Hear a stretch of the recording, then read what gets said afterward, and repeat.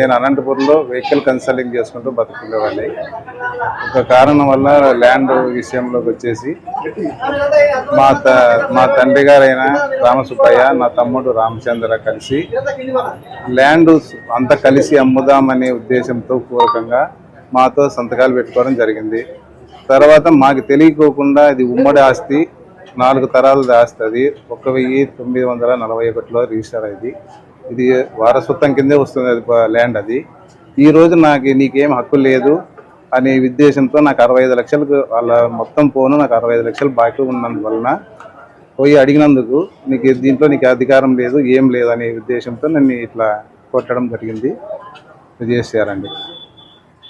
తమ్ముడు వచ్చి దొబ్బి తన్నినాడండి నన్నైతే. నా తమ్ముడు వచ్చాడు, మా నాన్న వచ్చి మాట్లాడాడు. అక్కడంత రాంగా విషయం చేసి జరగడం. పొలంలో పోయాను నేను.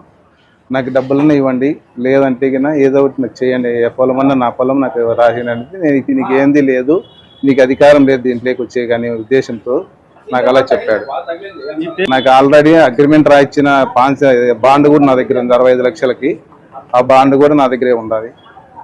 దాని ప్రకారం పోతే కొల్లగా రాసుకుంటాం ఇట్లా బాండ్లు అన్నీ మేము అసలు నీకు ఇచ్చేదే లేదు అనే ఉద్దేశంతో నన్ను ఇలా అంటున్నాడు. పేమెంట్ ఏం లేదండి, నా అగ్రిమెంట్లో రాసి ఇచ్చిన అమౌంట్ ఒక్కటి నాకు చెల్లిస్తే చాలు, నాకు వేరే ఏం లేదు. ఆల్రెడీ మా చెల్లెలు కూడా హ్యాండిక్యాప్, ఆమె ఆరోగ్యం కూడా సరిగ్గా లేదు. ఆమె కూడా డబ్బులు పోయి అడిగితే నీకు ఏం రూపాయి ఇచ్చేది ఏం లేదు, నువ్వేం చేసుకుంటావు చేసుకోపో అనే ఉద్దేశంతో కూడా అన్నారు. కేసు నడుస్తుంది సార్. అది హాస్పిటల్కి వచ్చాము, ఇప్పుడు పోతున్నాం కంప్లైంట్ ఇవ్వడానికి.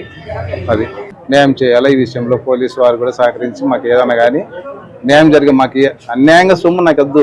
నాకు రావాల్సిన ప్రాసెస్లో రాసిన బాండు మీద పెద్దల సమక్షంలో రాసిన దాని ప్రకారమే నాకు ఇస్తే చాలు, నాకు వేరే ఆలోచన అయితే నాకు లేదు.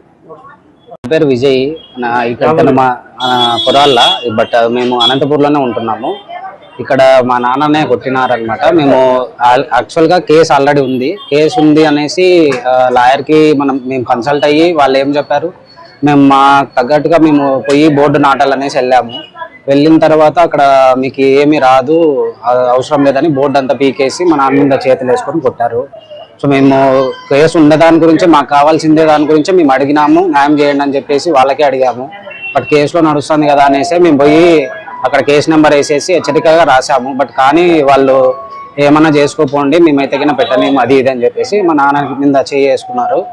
సో అలానే మేము మీడియా వాళ్ళకైనా సరే సిఐ గారికి, పిఎస్ఐ గారికి వీళ్ళకి ఏమడుగుతున్నామంటే మాకు న్యాయం చేయండి. ఎందుకంటే